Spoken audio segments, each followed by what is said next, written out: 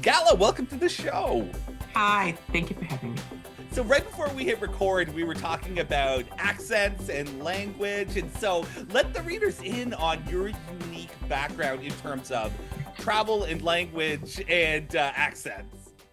Yeah, whenever I speak, people say, "Oh, you have some kind of an accent there." You are not wrong. I do have an accent. I was actually born in Russia, and Gala Russ is my pen name. And Russ actually was a very imaginative way of coming up with my name. Gala is my mom's name, and Russ goes from Russian because I had to come up with a pen name really quickly. I used to write on Wattpad, and I didn't want to write under my real name because I worked at a bank at the time, so it seemed prudent to have a different name for writing romance on Wattpad. And I literally came up with it with 5 minutes. And I, I'm originally from Russia, but I also went to school in France, and I speak different languages. And my bachelor's was in education, linguistics, and ESL. So I taught a lot of languages, especially ESL, as a younger person. So I love languages. That was probably more than you needed to know. No, I love that. It's so fascinating. And it makes me wonder, did your interest in language result from travels and learning other languages, do you think? Or where does that, fascination with language to the point of studying linguistics come from? It's kind of so because I grew up in USSR, travel abroad was really not a thing you could do. My first travel abroad was at 14 years old, and the reason why is going to tell you why I love languages. I traveled with my children's choir. So I was in a children's choir since I was 7 or 8 years old. And if you sing in a choir, you sing in many, many different languages. So I had to study and sing music in German, French, Italian, Spanish, Hebrew, Japanese, and more. And I think that is Estonian. Actually, I sang a song in Estonian. And I think that is where my fascination with languages came from, because that was my introduction first and foremost. And then I'm also a huge reader, and reading works in translation was always interesting for me to see, but what is it like in the language the book was written in? And I did some work in translation, and I'm still super fascinated with translation. So it's, but comes from music. It really comes from singing to begin with, I'd say. That's fascinating. I was in punk rock bands throughout my teen years, and I think it had such a huge influence on my writing, on my coaching. Particularly so many beginner authors are struggling with perfectionism and this sort of thing. And I'm like, I came from the punk rock world. We were like, we don't want it polished. We don't want it perfect. Let's get in there and be raw Yeah. and emotional and gritty and do it Yeah. ourselves. And it doesn't have to be perfect to be worthwhile. And so I feel really lucky to come out of that DIY world when it came time to start publishing my own work. And Mhm. I don't feel like I've ever had that perfectionist lockup that so many authors deal with. And I'm sure many of the clients that you deal with are facing that.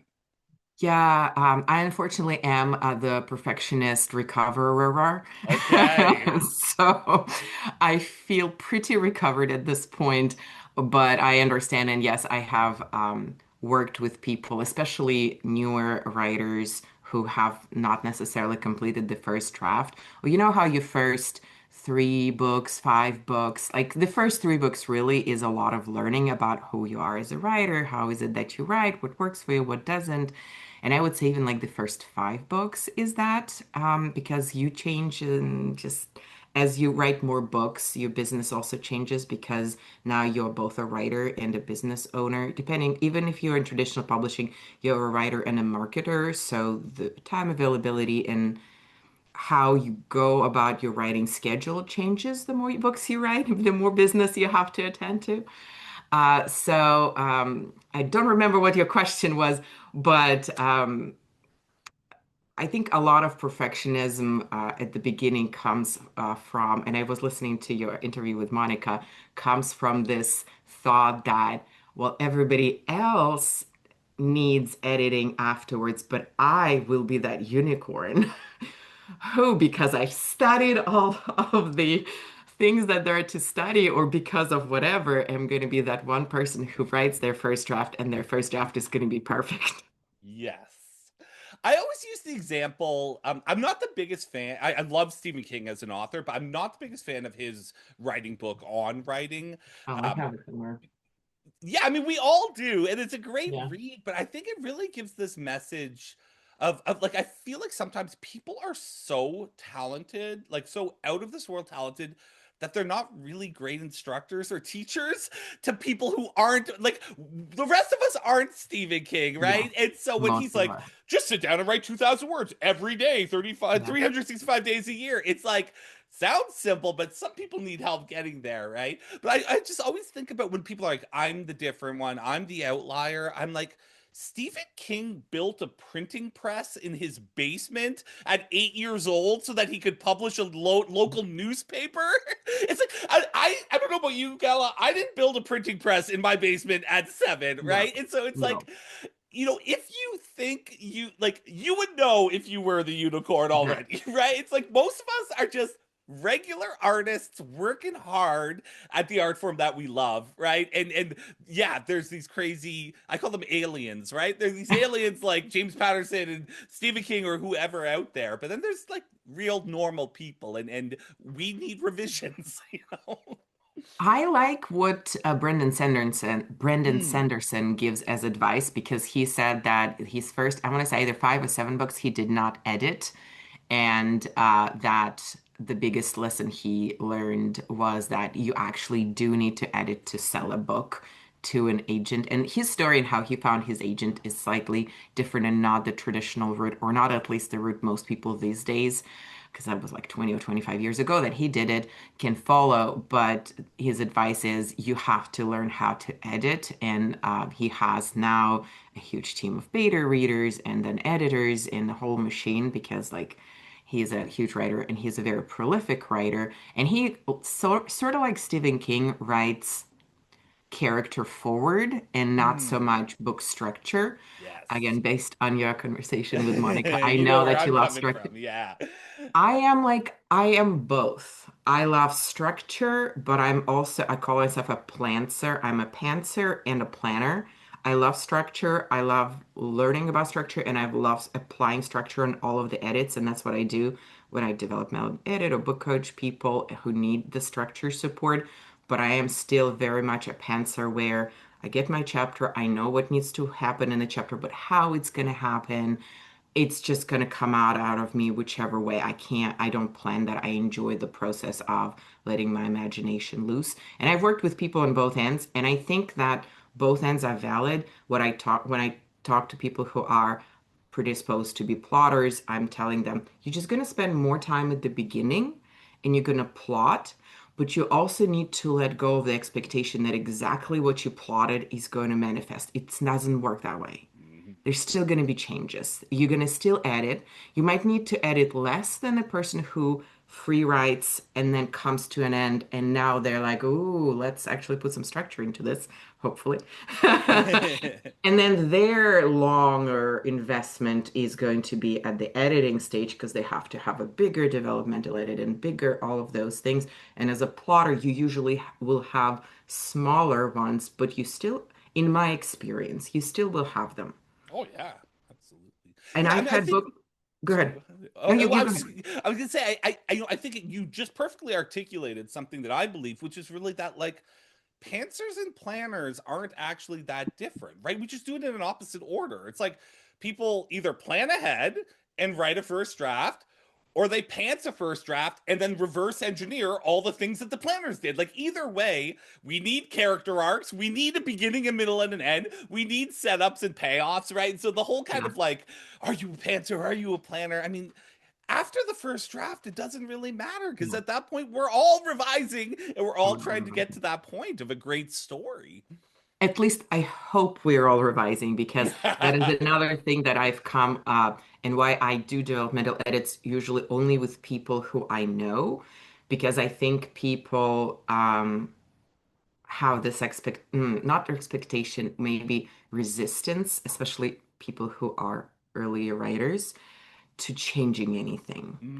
Mm. Because they come and they bring their first draft and they expect tweaks. And then when I come back and I say, well, the first two chapters you probably need to cut, and this is just you getting to the story, you don't really need that. And then here at the dark moment, you have like one scene. You need to expand this. You probably need another chapter there. And then in the middle, you have them doing the same thing over and over. You can probably condense this. You have these three characters that probably only need to be a one character. You need to condense them together. They're like, no, no, no, no, no, you're changing my story. This is not my story anymore. And it's um up to the author to decide what they do with my advice. I am not going to ever say that I know best. I just give advice based on my experience as a, how many books have I published now? I can published 9 books and written, I don't know, over 15 at least completed and probably over 20 floating there unfinished. And it doesn't mean that I'm right, and I'm not on New York bestseller list. I can't say like, I'm the genius who just magically knows what to do. So anybody can do whatever they want with the advice, but I usually give advice based on what I have seen, what is the accepted standards, and what usually reads a kind of compelling narrative for a reader, right? As a reader as well. And I again don't remember what the question was. Well, Where were we? you brought up all this writing you've done, and I was intrigued when you mentioned working on Wattpad at the beginning of our interview here. So, was Wattpad really where you started publishing fiction? Can you tell us a bit about that? Yes, I started publishing fiction on Wattpad, and I think why on Wattpad is a testament to the power of marketing and why we all need to market and why marketing works. I way when, and I know Colleen Hoover is very controversial these days, but way when she was just starting, I read her very first series, and one of the novellas for that series that she was writing, she published as she was writing on Wattpad. So because I was part of her, I don't remember either newsletter or Facebook group or Instagram. I don't remember. It was so long ago. It was like It was probably 2010 MySpace, right? or some like 12, a long time ago. And she said, "Oh, I'm going to be writing on Wattpad, and you can read the story as I write it. And with Wattpad, you can do inline comments. So as the writer writes, the reader can just highlight a word and write a comment, just like you would in Google Docs these days, and say whatever. Oh my God, this is awesome! Or why are you doing this? This is totally not in line with this character. Because at that point, those characters were in like existing lore. We already knew about them, and this was just a novella for some side characters. And I read it as she was writing it." And then, so that was, let's say 2012. I don't remember, but early 10s, early 2010s. And then my mom died in 2017. And yeah, she was a writer and a poet. And I inherited all of her stuff, all of her handwritten stuff in a box. And I brought it home and I put it in a closet and I couldn't look at it, understandably. And about 2 years later, which was 2019, it was an anniversary of her death, and I opened up the box because I felt like I was finally ready. And I read through some of her poetry, and I decided, because it was all in Russian, I decided, I think I want to translate some of her poetry. And I did that. And then I read some of the stuff that she was writing. And at that point, for probably about a year, I had a kind of like a story in my head. There were a lot of different other things, like I was part of I joined a book club and I was part of a like communication club where they teach you how to present better because I needed that for work. And I think just things collided and I finally decided to just sit down and write down the story that was in my head because I think I was influenced by reading my mom's story and I'm like, well, she just wrote it down and she wrote by hand, long form. And I sat down and I wrote 10 chapters. And then I was not sure what to do next. Like, what do I do with this? How does this go? I was so frustrated. And I went online and I started researching. So, like, how do you do the writing thing and where do you go? And I'm very much a community person. I love people. That's why I like the mastermind that we're part of. Yeah. And I love learning about people and I like sharing with people. I did improv the other year in 2024, and it was so cool talking to other people who are improv. Um, do like you're not in your mind, you kind of are sharing this. So I was looking for a community, I guess is all I'm saying. And when I went and I searched where can I post my writing if I'm a beginner writer, there were other options like AO3 was on there and Wattpad was on there. And because I read that novella of Colleen Hoover's on Wattpad, I'm like, oh, well, like I'm familiar with that. Like I know that name. I know what it looks like. It feels less threatening. I'm already so scared about what the heck am I doing here and why am I even pretending that I can write? And like that's felt safe. So I went on and I started posting, and it was such crap. It was horrible. So I'm gonna tell you.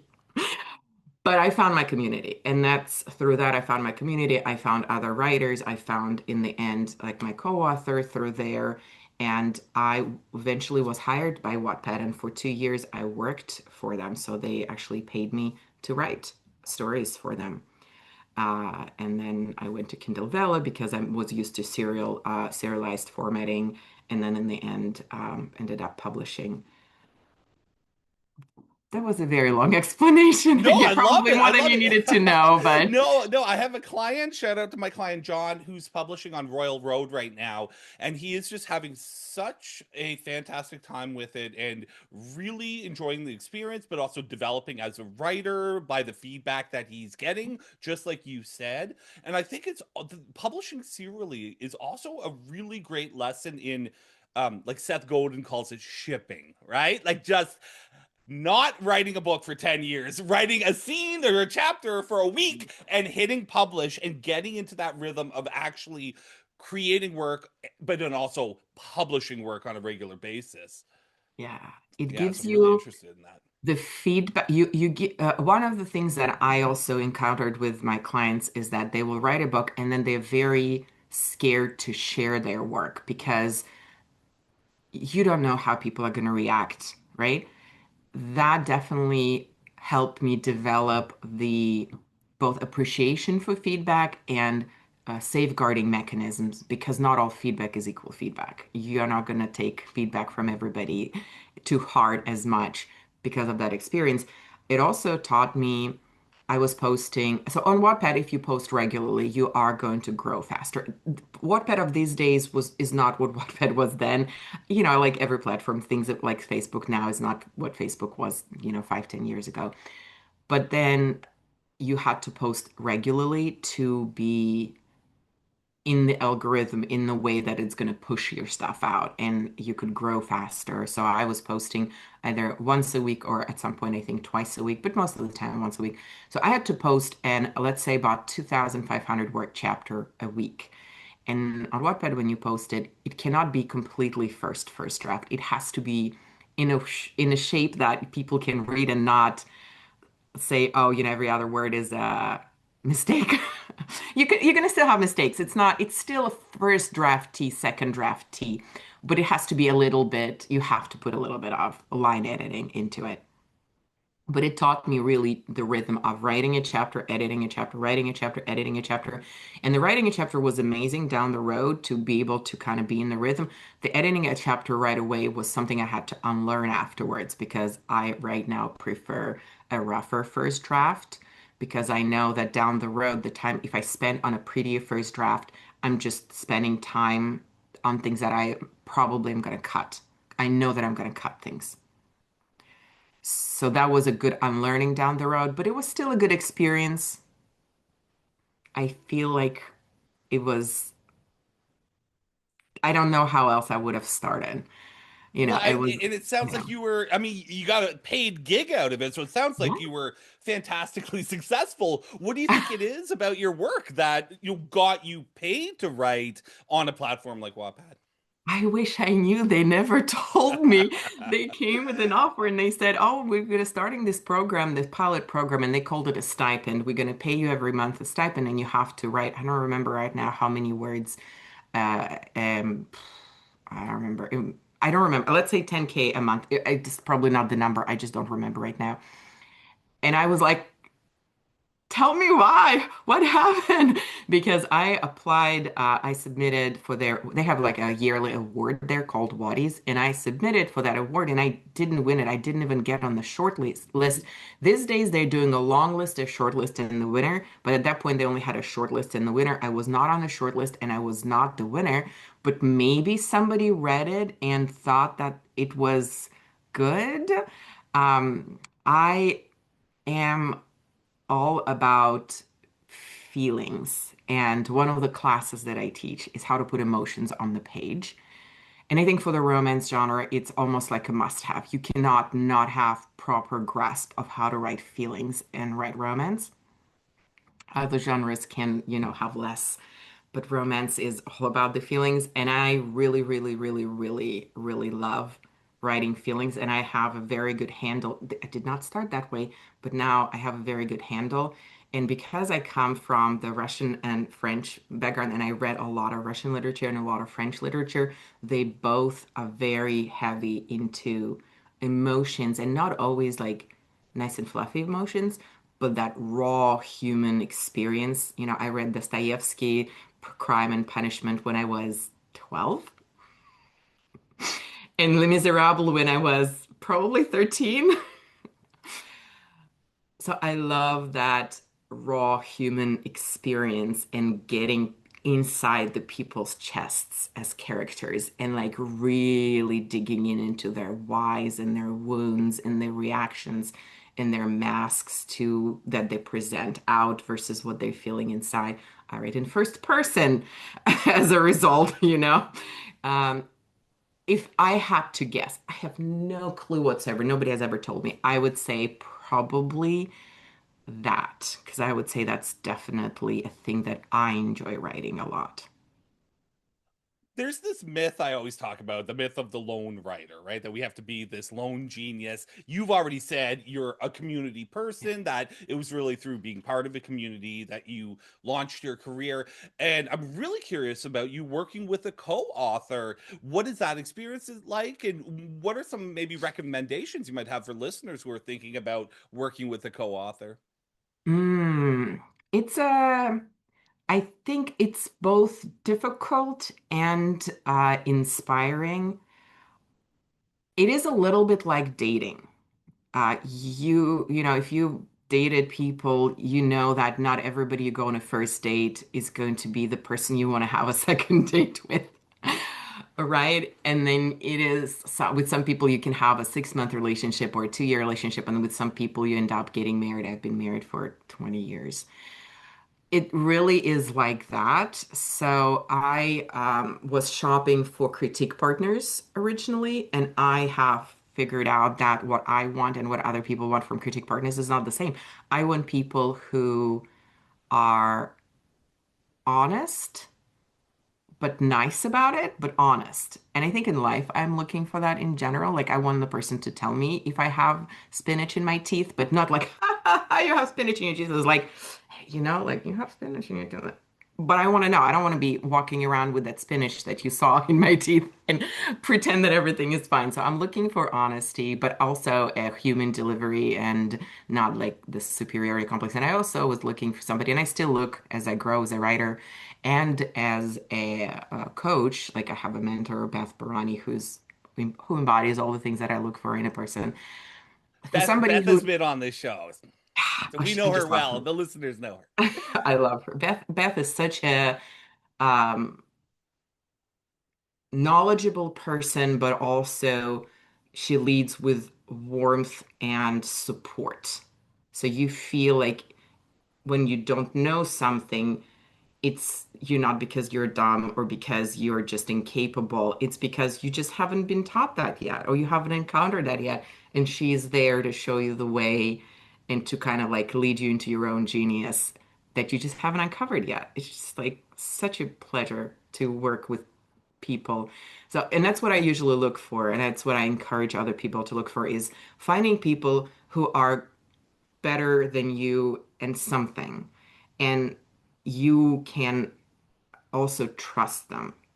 And then they are going to make you better at those things. And with co-writing, it is also a little bit about give and take, because similar to improv, like if you've ever done improv, the story is not solely your own. In improv, you start saying, and you are like, I, as an author, is like, ooh, and this is going to be the character, and I'm going to do this, and I'm going to do this. And then the other person is going to say something different, and you're like, ooh, I wasn't going there. I wasn't going there. And then instead of trying to convert that person into the story that you already have created in your mind, you have to say, okay, so if I take what they're giving me and join that with my story, where is that story going to go now? In that, let's operate in that universe and let's move into this direction now. And I'm going to add my contribution. And then they receive your contribution. And that is also probably not where they were going. And they're going to give you something. And they throw that ball at you. And now you have to catch it. And in the moment, reformat it. So co-writing is a lot of that. You have to be flexible.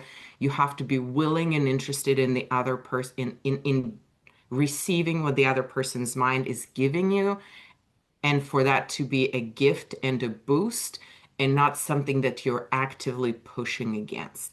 That has been my experience. I think as long as you have that relationship of yes and excitement, let's make something out of this, you probably are going to have fun with co-writing. If you are, oh, what? That's not what I thought. No, no, no. Let's change this thing. Let's go back to my thing. You probably won't enjoy having a co-writer. Again, this is my personal experience. It goes back to what you talked about when you said, most of us don't really know our strengths until we're 3 or 4 books in. And I think that knowledge of yourself, I imagine, would be so helpful when you're collaborating in that manner. Because as you said, you want to find someone who has a strength different from your own. I mean, I personally, I can plot a novel in 10 minutes, have it all perfectly, every piece in my mind. But like yesterday, I was talking to my wife and I was like, honey, how do you describe this? You know when someone goes like this? I was Hmm. like, palms up, shoulders that doesn't sound right. Like the most minute, like those are the things I really struggle with as an author. But it's like you just don't know those things until you've Yeah, done it a million times. So you're like, oh, okay, here's what I'm good at. Here's what's gonna take some work. yeah.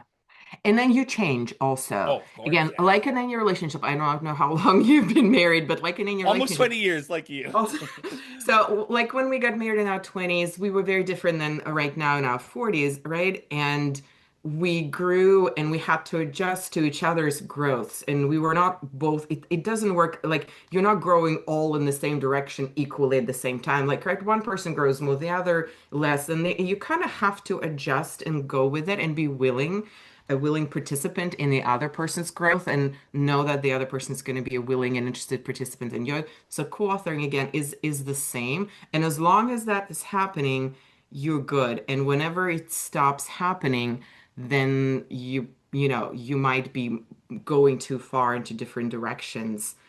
Or sometimes you really like the person. Like I had some um, critique partners that I really liked as authors, really liked them as people, but we just didn't mesh. Like it just doesn't work. The same thing like with a relationship. You could really like the person, but there's no chemistry in there, right? And you're gonna know, and you're gonna try, I try to force it in, and at some point that this is just not gonna work. And letting go when it's not working is just as important. I love that you said you need to be a willing participant in the other person's growth because to me, that's the heart of coaching. So I'm curious, how did you get into the writing coach side of things? I am a fairly new official coach. So I've been coaching officially for a little bit over a year, and I'm just still growing my business. And I feel like in that writing my first 3 books stage of coaching, I'm Sure. still figuring out what is it that I enjoy and what is it that people enjoy receiving from me, because one of the things is to figure out as a writer, right? What is it that you enjoy writing and what does the market want? And when I teach a writing to market, it doesn't mean that you abandon what you want to write and you just write what they want. Is finding where do those interconnect so you can write what you want and what the market wants to read at the same time. I think with coaching, it's the same. I love a lot of things, and I'm trying to figure out of all of those things. I think when I sent you an email, I'm like, I do this and I like this and blah, blah, blah. What do you want to talk about? I'm trying to right now gauge what is it that people like that I can give them that I also enjoy teaching. And so far this year, it has been romancing the subplot, which is teaching people who are not romance authors what is the expectation of romance and how do you put it into your non-romance story and how do you weave it into it so that it's not just, oh, this is my story and this is romance. Romance has to be right into the wound and the goal and motivation and conflict of your main story. If it is a completely separate thing, it's not going to be good. It's not going to be as compelling. You want it to interconnect and like dig roots into the same exact thing that your main plot is being carried by. And then it has its own little plot, and then it also intersects with your main plot. And I started teaching that because of Beth, because I needed to do a presentation for my local writers club. And I was giving her all of the different topics, I think a list of like 15 things that I am excited about and that I like. And she's like, oh, you can explain to a person how to put the romance into the main story. I'm like, oh, yeah, yeah, yeah. I have a very analytical mind. And this is like when I worked at the bank, my last job was strategic consultant. I can look at little parts of things and I can find patterns. And then because I'm a teacher, by like once a teacher, always a teacher, because I'm a teacher and because I taught ESL and other languages for years, and then I taught teachers how to teach languages. So I know how curriculum design works and all of that. I have this weird, uncanny ability to look at disparate parts, figure out the connection, figure out the structure behind it, and then layer it out in step-by-step instructions of now you as a student who does not know the big picture and cannot yet see that far, I'm going to guide you through from step one, and then this yellow brick road is going to open up. And you're going to walk and you're going to get to the Emerald City and you're going to be happy doing it. It's going to be fun. Um, Everything that I've done this year draws on the things that I've been doing for the last 25 years as an educator, as a project manager, as the strategy consultant in other areas. And now I'm just applying them to writing. And again, I do not remember what your question was to begin with, but that so how did I land into the book writing world? Well, but coaching world, yeah, Book book coaching coaching, world. yeah. So, book coaching world was very, very weird. I was not planning on it whatsoever, but I was working with a coach, and I told you that like, I'm both. I'm a very structured project manager by the book. You have to figure things out. And I'm a very, what people say, woo-woo person. Like I am very much into vision boards, into somatics and understanding how your body feels and what is it telling you and what does stress look like and how can you manage all of that on the body level, on the emotions level. And like Monica, I like psychology and social psychology and how to apply that to yourself as a human being and to writing. So I really like both things. So I had a coach and I was working with her on the somatics and how to regulate your nervous system better. And then at some point, she decided to teach a class that was how she was basically training coaches. And she approached me, and I've known her for years at that point, and she said, I think you need to join this class. And she's not a pushy person. She is never she's a very nice person, but she asked me, I want to talk to you when we got on a call. And she's like, I think you need to join this program of mine that I'm opening up. And it's going to be, I'm going to train how to be a coach. And I'm like, I'm not planning to be a coach. Thank you. I love you so much. I'm not doing this. I'm not going to be a coach. She's like, I really think after working with you for so many years, you need to be a coach. And I'm like, what am I going to coach? I don't know anything. Like, I don't know what to. And she's like, okay, so you were a teacher, you taught ESL, you taught foreign languages, you taught art, you were a swim coach. Like, you. need to teach people. That's in your DNA. We're going to figure out what is it that you're going to be teaching, but you need to be not just a teacher, but a coach, because there is a difference between a teacher and a coach. Absolutely. I think you need to be a coach. And I was like, no, no, no, no, no. And then it was starting in January, and I'm like, January is a busy month and I cannot do it. And then as she left and didn't talk to me, and then she was like talking in her marketing about it. And then we had another conversation like at a party. It was like March or April, several months later. And something grew in me. And then, oh, the other thing was also like, I cannot afford it. This is too much money. I cannot pay this much money, like the things that my clients tell me right now. Of And then at course. that point, we were like at a party and we were having conversation. And I'm like, so how is your program going? She's like, well, I haven't actually started. I'm going to start it next month. I'm like, oh, okay. Well, I still don't have the money for it. She's like, oh, I'm offering payment plans. And I'm like, I think I want to sign up. I think I'm going to sign up. And I signed up and I did a 10-month coaching class. And at the beginning, when I started, I had no idea what is it that I'm going to coach. And then as I was doing that, I figured it out and I knew that writing is something that I want to coach.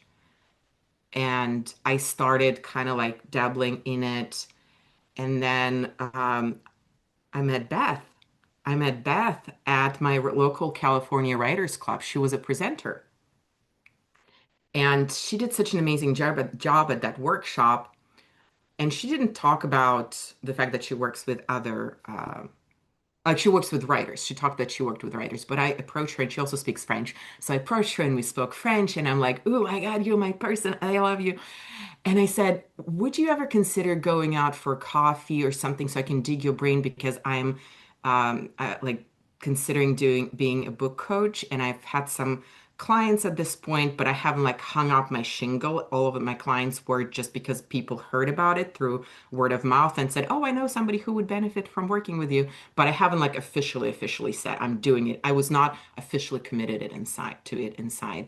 And then she's like, "Oh yeah, I totally would work with you. I would love to mentor you if you would like a mentor." And I'm like, "Yes, where does that have? I would love to have a mentor." And then I started working with Beth as my mentor, and then I realized that I'm good at this.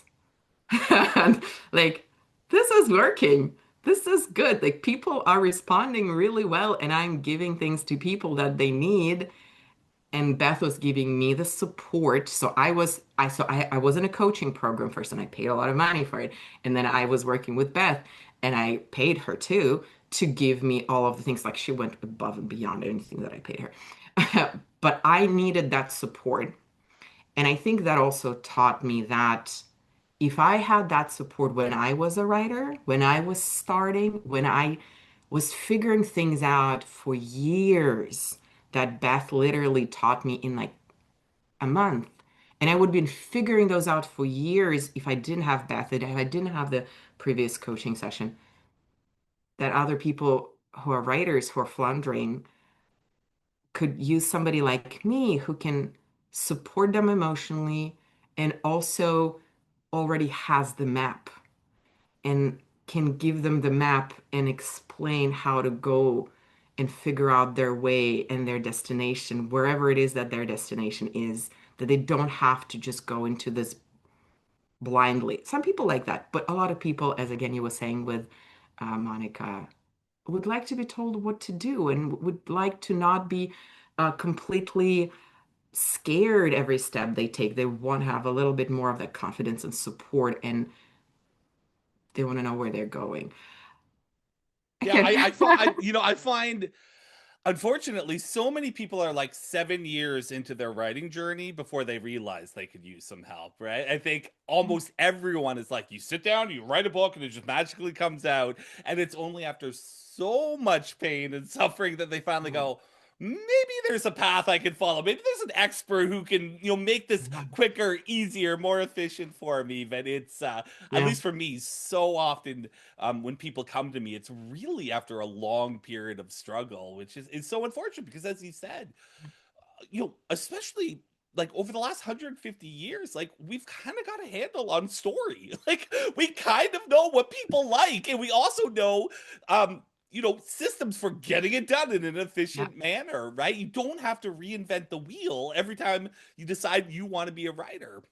Yeah. Yeah. I think the metaphor, I love metaphors. The metaphor I have is you don't have to grow your own hemp and process it and knit the fabric and then cut it out and sew your own clothes.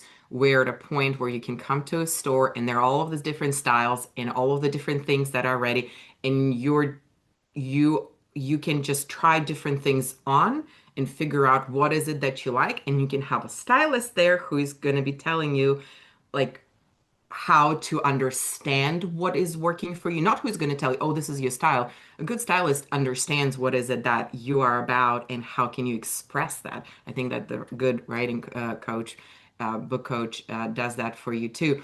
But there are some people who still, I'm following. Why am I into the explain using that hemp analogy? It's because I'm following a lady on uh, Instagram.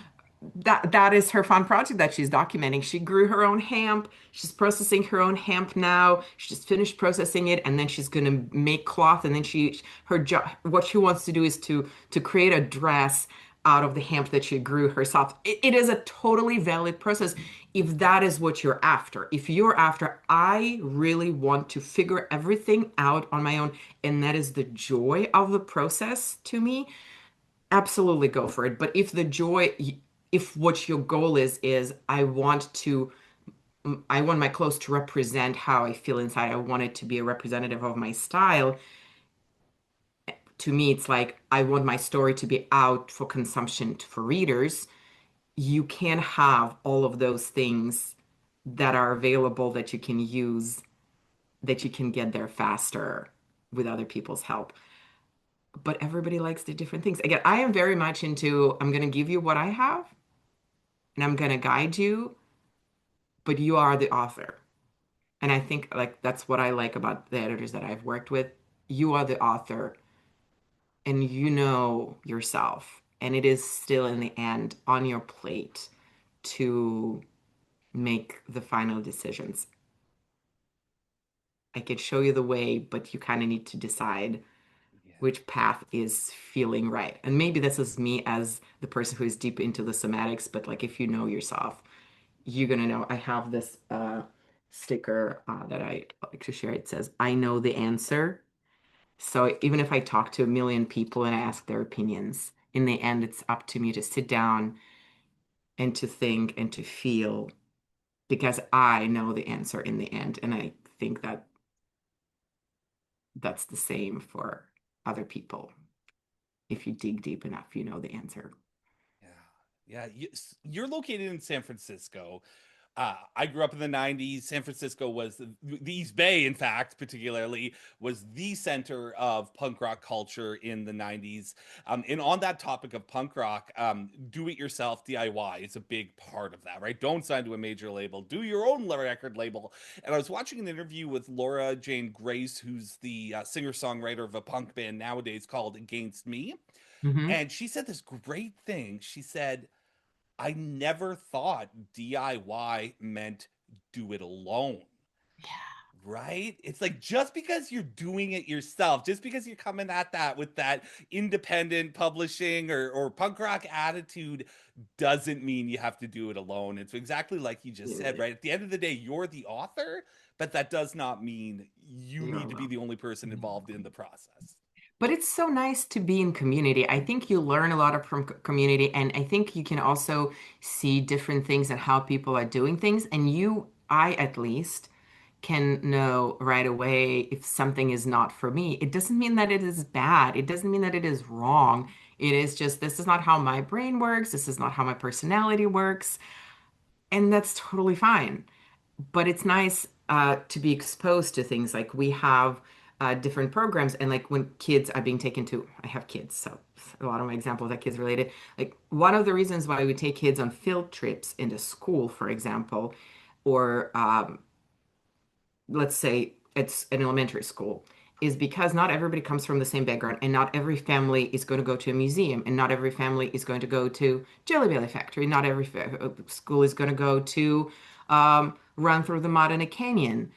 And having those experiences included in the curriculum, again, the educator in me allows kids who all come from different families who might not be exposing them to all of those things, see other things, and know, oh, maybe I actually like hiking. My family has never done it, but because I went on a hike with the school and I really enjoyed it, I might go and try hiking. So when you're in community, you also get that exposure to other things that you in your life, in your circle, might never had even thought existed. And then you have that opportunity, going back to my stylist metaphor, to try different things on, or at least to visually see them and like, oh, people do it this way. Oh, I didn't even, I had no clue that people release 6 or 8 books in a year and they do this like pre-writing and then they do the fast releases and how all of that work. And I'm like, absolutely not for me, but this is fascinating. And I learned a lot about fast drafting through that process, and like I can apply parts of that, and I understand how the series attraction works and like a lot of other things that I learned. I'm not going to be one of the people who releases 6 to 8 books, but in community, in being around other people, in seeing how other people do it, you also get exposure to things that you on your own might never, you might never have tried, right?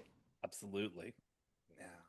And it Well, might be for you. Gala, if Yeah. folks are looking to work with you and to get that support and that roadmap, where should we send them? Where can they find out more about your courses and your coaching and all the things that you're offering?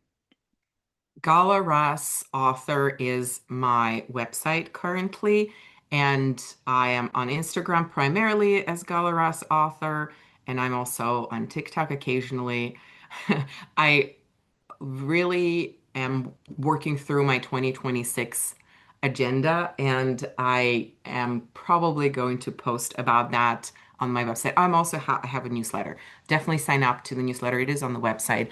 I'm going to post what am I going to be doing in 2026, and hopefully some of the things that I am going to be doing are going to be something that you're interested in. I know that for sure I will be teaching a course that I was teaching in person this year called Write Your Novel for beginner authors, for people who either are on their first novel and haven't finished it, or are just like, I want to write a book, but I don't know where to start. How I was when I was joining Wattpad with my 10 chapters. I'm like, I don't know where to go next. So I create a roadmap and I explain all of the core things that you need to know, and then you can develop that later. And I will definitely be working on my romancing the subplot. I figured out this year that it is not for beginner writers. Like if you haven't written your first book, you probably are better off to join that course when you have the first draft of your first book, or when you're very, very close to the end of the first draft of your book, because otherwise it feels a little bit overwhelming. Um, but I'm going to be definitely teaching that. And we'll see what else. Oh, and I will definitely be teaching with Beth another iteration. So we co-taught Creative Entrepreneur Apprenticeship, where we're teaching people how to become book coaches, how to become book editors, voice actors, anything that is around the creativity and creative writing process. And like in general, the creativity, if you want to teach other people how to do what you do, we're going to run another session, an iteration of classes for that. So lots of plans, When will you lots be of doing things. that? So this year we ran the cohort in the fall, the full big cohort. So we're going to run the full big, very, very small group, 40, maybe 6 people, dig deep, like really awesome. It has so much fun, such great results from this cohort. Looking forward to it. But we are only going to do that next fall. And then in the spring, I think our first thing is going to be a boot camp in March. We're going to be first doing I want to be in this area, but I'm not sure what is it that I'm good at. What am I going to be teaching? What can I teach? Figuring out what can your offers be, what the niche is, what kind of a coach can you be? That's going to be in March. And if you are on my newsletter or on my Instagram, you're going to be able to follow and find out. I'm very excited about all of these things. And it's a cool combination between me and Beth, because Beth is with like over 25 years of experience in all of this. And I come into it as a person who has just recently gone through it and has all of those still fresh questions and experiences of what does it feel to try and figure this stuff out. Like I'm 2 years removed from where these people are. A nice, nice combination to have. Absolutely. I remember when I first started coaching, that was definitely one of my arguments. I was like, I was where you were now just a couple of years ago, right? That's a really fun angle to pitch. But now I'm an old, grizzled writing coach with a gray beard. It doesn't work for me as well anymore. But always a good thing to have that perfect match with Yeah. the experience from Beth and then the freshness from you, where you're not that far removed from remembering what it was like. Going back to, it's nice to have that combination when you have a co something that you bring different things to the table, and this is the symbiosis of it, and I just love figuring out what the person needs and how to help them in a way that makes sense to them. As a coach, as a teacher, as a um, I guess, a parent, to seeing that light bulb in the person's eyes when they get it and then seeing them implement it on paper. And I think that's one of the things I also like, is not just teaching and then they go and you never know what happened, is being there with them throughout the process and seeing the writer implement all of those things and grow. And I think that comes from my experience as an ESL teacher, because that is a multi-month, multi-year process learning a language. You can't just say, this is the grammar for English, and then they go away and then they come back the next lesson and they magically know all of that. That just doesn't work this way. And I think writing has been, being a coach for writers has been the similar experience. I like this gradual integration and being with the person and seeing the aha moments and how can we build on them, build on them, build on them. That's just such a rewarding process. I I, love that analogy. I've never heard anyone make that analogy before. I work with so many writers who they're like, I've been working on this book for 2 months. How come I'm not done yet? But no one expects to learn a language in 2 months. It's the same thing. We're dealing with words and languages and yeah. grammar and syntax and all of these things. So many rules, because it's one thing to know the rule. Like, I understood what show don't tell is probably on month 3 of my writing. I could implement it probably on month 12 of my writing, and I really, really could implement it without thinking probably after my third book, I would say. All of the other times it was, first you had to think and you had to go and you had to look and you had to, like, very intentionally to put it there, and then you kind of sort of put it sometimes and sometimes you don't, and then it just takes iteration and time to get to a point where, oh, I just put all of that show.